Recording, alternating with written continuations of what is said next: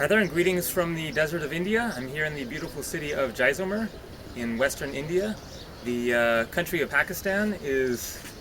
not that far that way, maybe 50 miles or so. Things are definitely starting to heat up here, so pardon me if I end up squinting a bit in this video, but it's getting pretty bright here. So I wanted to discuss the topic of the goddess energy and the divine feminine, which is definitely something that is being discussed a fair amount these days, as people are trying to understand better the role of the feminine within our modern society and the gender roles that are really shifting around like crazy these days. And also just to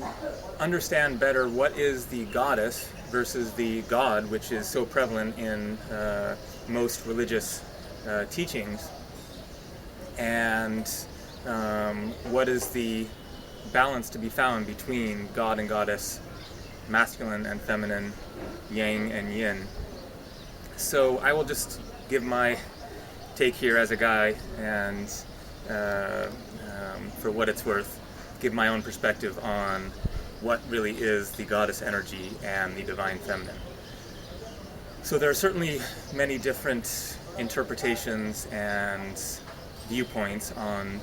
what the goddess energy really is. There is the image of the Mother Mary, there is Mother Teresa, there is the goddess as depicted in many different religions and religious teachings and images, from much more puritanical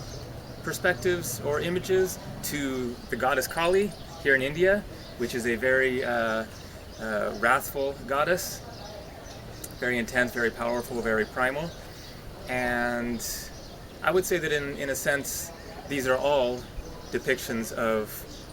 some aspect of the goddess energy, that there isn't just the goddess is this or that, but that there are different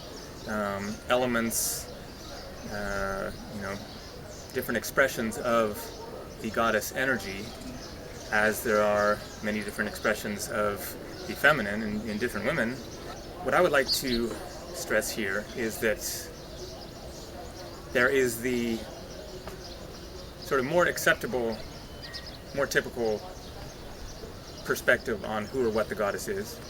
or the feminine, or women, and that would be that of being the nurturer, the mother taking care of her children, the supportive role, especially in relation to men and the masculine, as men go out into the workforce, and that women, especially throughout history, but still to some extent even now, especially in, what's the proper term, less modern, less technologically advanced countries such as India, in which there tends to be more of a traditional role of women, then the women are more often the caretakers, the people who are tending the home, cooking the dinner, supporting the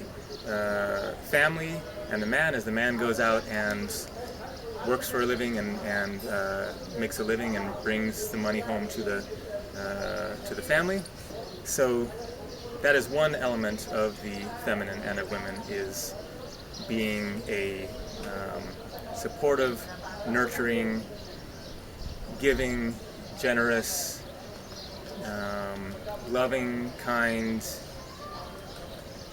helpful, understanding, patient with the children, sort of a role. So that's one element. But there is another aspect of the goddess and of the feminine, the divine feminine, which is very often overlooked. So you have the Mother Teresa role of being sort of the selfless, giving, feeding the poor, going out of her way to help the people of the world, and not thinking much of herself, at least not in her public image anyway, being in this role of selfless service, basically. There's another often overlooked aspect of the feminine, which is much more personal, much more subjective, much more expressive, much more creative,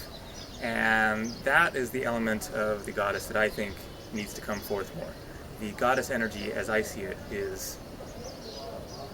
creative, spontaneous, very loving, feeling oriented, emotional, sensual, deeply sexual, unpredictable, very powerful, primal, a very deep-rooted, very present energy that is something that, to a great extent, most men are not all that comfortable with. And that's really the point that I want to get to, is that I think there needs to be a major shifting in the world's viewpoint of the feminine, and especially of men coming to a greater acceptance and understanding of and honoring of this aspect of the feminine that is much more primal and intense and powerful than women and the feminine are generally allowed to be. That this aspect of the goddess energy is to a great extent suppressed, both by women holding themselves back and not allowing themselves to be in their full power, but also to a great extent by men suppressing that energy, not allowing it to come forth, not having acceptance, understanding of it, and not being receptive to it, and allowing that energy to be in its spontaneous, unpredictable, ever-changing, emotional, creative, sensual way. And that in order for there to be true balance between masculine and feminine, then there needs to be a give and take between masculine and feminine, of men and women both coming into their masculine and feminine elements. That there is the receptive element of the feminine, of receiving the masculine energy, the masculine element of the masculine, of projecting forth the masculine energy towards the feminine to be received. But that is energy moving in one direction. There also needs to be the masculine element of the feminine projecting forth the feminine power to the masculine, and the feminine element of the masculine receiving the feminine energy, so that you have this loop of energy circling back and forth, so that there's a give and take on both sides of men and women, masculine and feminine, yin and yang, both giving and receiving from each other. Even though the receptivity of the feminine is different from the receptivity of the masculine, and the masculinity of the feminine is different from the masculinity of the masculine, there are absolutely distinct differences between men and women. I don't mean to say that men and women should become the same, so that men are 50% masculine and 50% feminine, and women are 50% masculine and 50% feminine, and that is what balance must look like between men and women. There is absolutely a difference in the energies, even in the masculine and feminine elements of men and women, and masculine and feminine. I don't know if that makes complete, clear sense there in how I explained it, but just something to keep in mind, especially for the men, that in my view, men need to be a lot more open-minded and open-hearted towards the feminine, of being willing to open their eyes to and see the true essence of the feminine energy, and be more present with it and for it, with women, with the truth of who they are, so that the fullness of women and the feminine can come forth and be truly in its right place, of being honored in balance alongside the masculine energy, which the masculine energy as well now is not in a place of balance and of being in its true divine essence either, because the true nature and balance of the divine masculine would be one of fully honoring the divine feminine. So as long as there is denial on either side, as long as there is imbalance in one and there is imbalance in the other. So I know that there is a lot of debate on this topic of some people saying, well, men need to get it together because women are much more balanced and it's all in the men, and others saying, no, that's just new age feminist propaganda and bullshit, and the women are have a lot of responsibility and role in creating this imbalance as well. And I think that there is absolutely some truth to both of these perspectives, but I will continue to make the contention on my part that I really think that there is a lot more responsibility on the part of the masculine, of the men, to be willing to make changes within in order to come into a greater alignment with the feminine. That really the feminine and women are much more ready and willing and able to make dynamic leaps in the direction of making a true deep connection between men and women, that they're really ready to do that work, that inner work that needs to be done in order to come into a place of balance with men. And yes, absolutely there are many men and elements of the masculine which are seeking to make this connection as well, and are willing to look deeper within and see their own real responsibility and their shadow side and what needs to be changed and where they are imbalanced, so that they can come to a place of greater connection with women. Yet still, I do think that there is a great imbalance in the masculine, that the masculine and men have a lot of work still to be done within, and that women are really ready to meet men there when men decide to step up and really open their eyes to seeing the truth of the feminine, and open their eyes to look within to where men really need to see their faults, see their imbalances, see their inadequacies, see where they really need to make some deep and real and serious changes within, so that they are truly present within the fullness and the reality of their divine masculine potential and essence, so that they can really meet women where they want to be met and honor the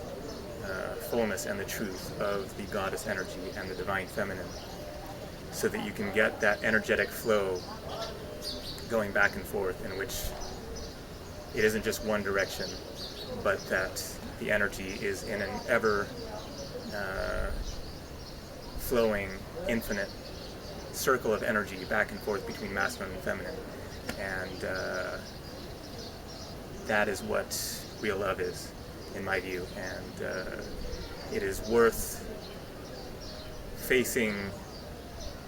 some demons within and some difficult stuff and some darkness and some shadows and some fears and shortcomings, and coming to terms with places within yourself in which you're not really present, in which you are in a state of denial or even delusion within, and can only defend yourself when anyone tries to point that out to you, but instead start looking for those faults within, those places of inadequacy and deficiency, because that's the only way that they can really change. That's how you make the real quantum leaps forwards, is when you acknowledge those places within that are less than perfect, that really need to be improved, and then you can truly improve them and step forward into a much deeper, much more present state of being, so that as a man you can truly meet women where they are desiring to be met, honoring that aspect of the divine feminine that I was describing, of being spontaneous and emotional and ever-changing, being able to honor that because you have come into some connection with that within yourself. And that's what is necessary, is for men to find some element of the feminine, of the goddess within themselves, and only then can you truly connect with the goddess outside of yourself. That's just kind of one of the basic laws of the universe, is that outer reflects inner, and you can't truly accept that which you perceive as outside of yourself until you've found acceptance with that same energy within yourself. I'm definitely open to different interpretations, viewpoints, perspectives. Feel free to write any comments below. This is definitely a good topic for some hearty, respectful discussion from the viewpoints of both men and women. So thanks for watching. Take care.